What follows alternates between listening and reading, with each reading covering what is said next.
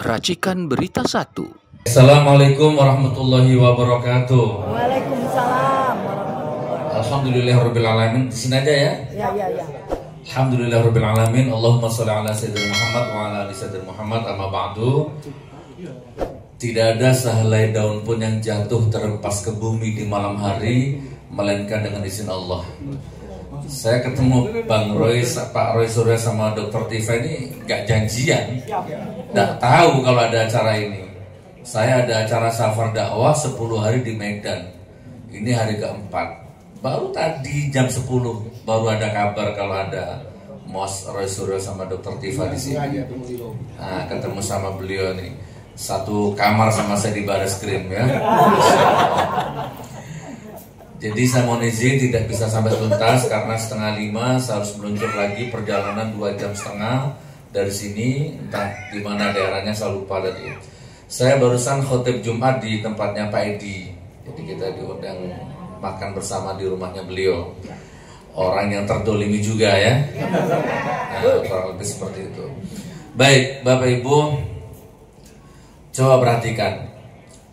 Pak Roy Suryo dengan Bu Dr. Tifa ini dengan Mas Rismon ya sudah menerbitkan buku setebal 700 halaman sebagai bentuk tanggung jawab moral ya, etika, estetika, ilmu, saintifik dan macam-macam. Sementara dari pihak sana, pihak Termul masih sibuk mau demo buka BH katanya. Ya. Hanya pakai BH dan celana dalam saja, sibuk mendesak-desak polisi, cepat tangkap. Tidak bisa. Kalau ijazahnya asli, baru silakan ditangkap. Ijazahnya nggak ada, nggak pernah ada. Bagaimana mungkin? Cukup saya saja sama Bapak Menteri yang ditangkap, ya. Yang beliau-beliau jangan sampai. Kalau beliau-beliau ditangkap juga, berarti belum ganti presidennya berarti, ya kan? Walaupun Pak Roy Suryo ada 10 masjid, 2 menggagalkan.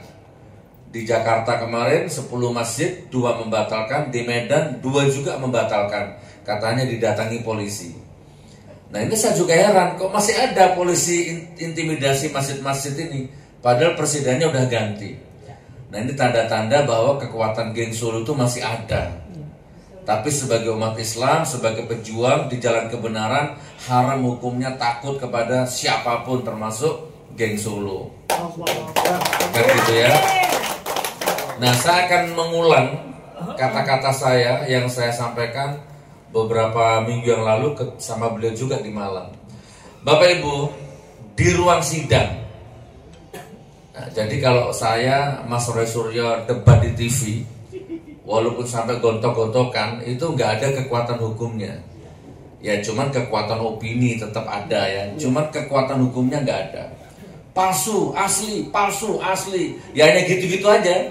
Yang naik rating TV-nya. Gitu kan? Tapi nggak ada kekuatan hukumnya. Tapi kalau Bapak Ibu tahu sebenarnya di balik layar debat-debat kita di TV itu jelas kelihatan. Kami ini kalau debat di TV, begitu break iklan, kami ngalir. Kami sibuk dengan pikiran kami masing-masing. Mereka sibuk konsolidasi. Kamu nanti nyerang, kamu nanti gini ya. Mereka sibuk bagi tugas. Gitu ya. Jadi luar biasa. Mereka tuh memang benar-benar cari makan memang. Cari jabatan. Nah, ya. Kalau kita insya Allah mencari ridho Allah ya. Mencari kebenaran. Alhamdulillah kita doakan Bu Dr. Tifa dan Mas Roy Suryo mudah-mudahan gak jadi komisaris. Ya? Mudah-mudahan ya. Baik Bapak Ibu, di ruang sidang, saya di sidang di Solo 6 bulan. Jaksa penuntut umumnya tuh mendatangkan 35 saksi. Guru sekolahnya, teman sekolahnya, kepala sekolahnya didatangkan semua. 35 saksi. Semua ditanya sama jaksa, sama pengacara juga. Pernah lihat nggak ijazah aslinya? Semua menjawab tidak, belum. Itu kejanggalan pertama. Nih ya, direkam. Saya nggak mungkin bohong. Jejak digitalnya ada. Waktu itu sidang terbuka untuk umum. Pernah lihat ijazah asli? Tidak pernah. Pernah lihat ijazah? Tidak pernah. 35 saksi. Itu kejanggalan yang pertama. Yang kedua, ada saksi, saya lupa namanya, ibu siapa, dia disumpah dengan Injil. Karena dia mengaku Kristen, ya sudah, disumpah dengan kitab Al-Injil. Dengan menyebut nama Tuhan Yesus Kristus, saya bersumpah, bla bla bla gitu ya, di depan hakim. Nah, ketika dia duduk jadi saksi, dicecar dengan pengacara kita, ternyata di BAP-nya dia, di situ ada kata-kata, saya sebagai umat Islam sangat keberatan bahwa Al-Quran dipakai alat bermubahalah untuk membohongi orang, bla bla bla bla. Gitu kan? Pengacara, saya kaget pengacaranya, loh, Bu, bukannya tadi Anda disumpah pakai Injil, agamanya Kristen. Lah ini kok mengatasnamakan orang Islam. Saya keberatan Al-Quran dijadikan alat mubahalah membohongi gini. Ini gimana ini? Dari situ heboh persidangan. Ya, langsung kita buka semua itu BAP dari 35 saksi itu ternyata plek copy paste. Gitu ya. Jadi ini kerjanya polisi nih ya. Luar biasa polisi. Diazab pada besok sama Allah. Mana kalau ada polisi di sini nih? Diazab ada, bukan polisi Solo, bukan di sini maksudnya. Nah, di sini Salonda ya. Jadi copy paste saja BAP-nya itu, Pak. Jadi ibarat Anda ini 10 orang diperiksa, BAP-nya sama, kan tidak mungkin. Itu kejanggalan yang kedua. Nah, akhirnya klimaksnya, puncaknya, saya debat sama jaksanya itu. Pak jaksa, ini pidana. Beban pembuktiannya ada di Anda. Anda menuduh saya menebarkan fitnah, menebarkan berita bohong, menebarkan kepalsuan, macam-macam. Oke, sekarang tunjukkan yang asli. Karena dipegang Anda itu kan fotokopi. Nah, sekarang tunjukkan yang asli. Dan itu wajib. Menurut undang-undang, nanti biar Mas Roy Suryo yang jelaskan. Wajib, karena itu sebagai alat bukti juga di sidang. Nah, ternyata nggak bisa. Jaksanya nggak bisa mendatangkan yang asli. Padahal di Solo itu sidangnya itu. Akhirnya saya keceplosan, tapi saya yakini dan saya nggak menyesal. Pak jaksa, kalau Anda nanti bisa datangkan ijazah aslinya, saya cium kakimu di depannya Pak Hakim. Dan saya akan minta maaf kepada media 7 hari 7 malam. Dan saya akan minta maaf kepada keluarga besarnya Pak Jokowi. Alhamdulillah, sampai sidang selesai, ijazah aslinya nggak pernah ada. Sampai detik ini. Nah, lalu jaksa penuntut umum mendatangkan saksi ahli dari MUI, Majelis Ulama Indonesia. Ngakunya begitu waktu itu di depan hakim. Pengacara, jaksa sama-sama nanya sama saksi ahli itu, Kiai pakai surban macam-macam. Pak Kiai, menurut Pak Kiai bagaimana mubahalahnya Gus Nur? Nah, Pak Kiainya jawab, tidak sah. Mubahalahnya Gus Nur itu nggak benar. Itu menodai agama. Nah, hakimnya nanya, pengacaranya nanya, jaksa juga nanya. Lalu yang benar itu bagaimana Pak Kiai? Yang benar itu mubahalah itu harus dua belah pihak. Ya, Gus Nur sama pihak Jokowi itu yang benar. Kiainya ngomong begitu Bu, di depan hakim. Dan mubahalah itu harus dilakukan di depan hakim, di pengadilan. Itu baru sah. Nah, ini kekuatan hukum loh Pak. Omongan saksi itu di depan hakim berkekuatan hukum. Giliran saya nanya kepada kiainya, Pak Kiai, saya setuju dengan pendapat Anda. Mubahalah itu harus dua belah pihak. Masalahnya Pak Kiai, dari dulu sampai detik ini pihak yang sana saya kejar, saya ajak mubahalah nggak pernah mau.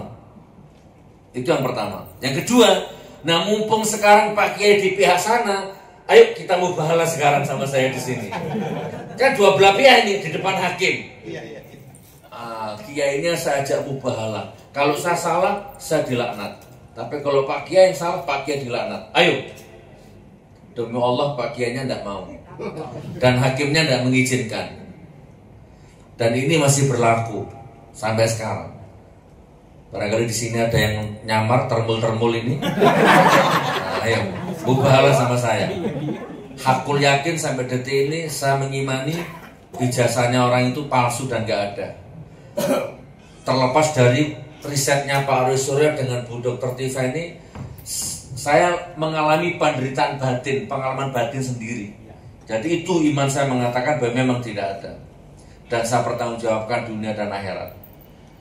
Jadi Bapak Ibu, insya Allah Bapak Ibu sekarang berada di ruangan yang benar, ya, di pihak yang benar, insya Allah. Jadi nggak perlu buka BH, ya, nggak perlu desak-desak polisi, desak-desak, nggak perlu konferensi pers yang bela-bela, nggak perlu. Bapak Ibu membela mantan pejabat yang sudah jelas-jelas korup, bohong, dusta, dibela mati-matian.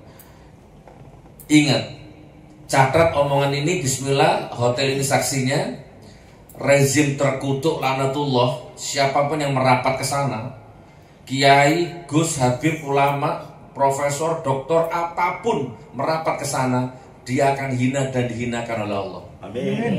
Ya, dan sudah banyak buktinya. Profesor, doktor, kiai, haji, habib, pengasuh pesantren, gus merapat ke sana, sekarang jadi sampah peradaban sejarah. Hilang karomahnya, hilang auranya, hilang yoninya. Sebut saja satu, si Noel misalkan, penyembah Jokowi, masuk penjara juga. Ada lagi Sylvester Matutina, begitu sombongnya, ternyata tersangka, sekarang nggak berani tampil di umum. Dan menyusul yang lainnya nanti, insya Allah dihinakan sama Allah. Wa qul ja'al haqq wa zahaqal batilinal batilakana zahuqa. Kalau kebenaran sudah datang, yang batil, yang dolim pasti hancur. Sebagai penutup, kalau tangan Anda masukkan ke air, basah. Kalau tangannya Anda masukkan ke api, terbakar. Atau kalau Anda lempar benda ke atas, pada titik tertentu, menit tertentu, dia akan berkurang kecepatannya, lalu dia akan kembali ke bawah. Hukum gravitasinya begitu. Nah, sama Bapak Ibu. Imanku mengatakan rezim geng Solo laknatullah terkutuk sampai kapanpun.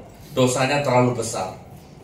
Ya, jadi tidak lama lagi Anda mau seminar di sini, tidak seminar di sini, Pak Roy Suryo mau bikin buku, tidak bikin buku, tetap dia akan dihancurkan sama Allah. Itu hukum alamnya. Nah, cuman kita ini berusaha menjadi pipit-pipit yang akan menghancurkan berhala-berhala kesombongan mereka, gitu kan? Kurang lebih seperti itu. Nanti biar dijelaskan sama Bang Roy Suryo apa itu pipit maksudnya. Beliau tahu nanti ya. Insya Allah begitu. Bawa ayam nggak? Bawa ayam.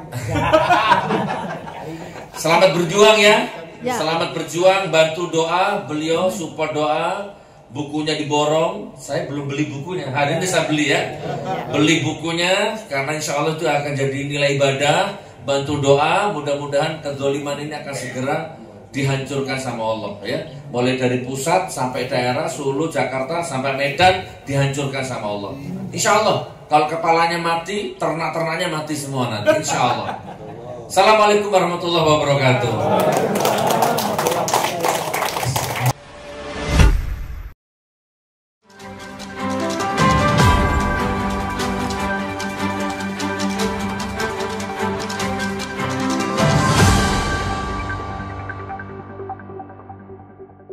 Racikan Berita 1.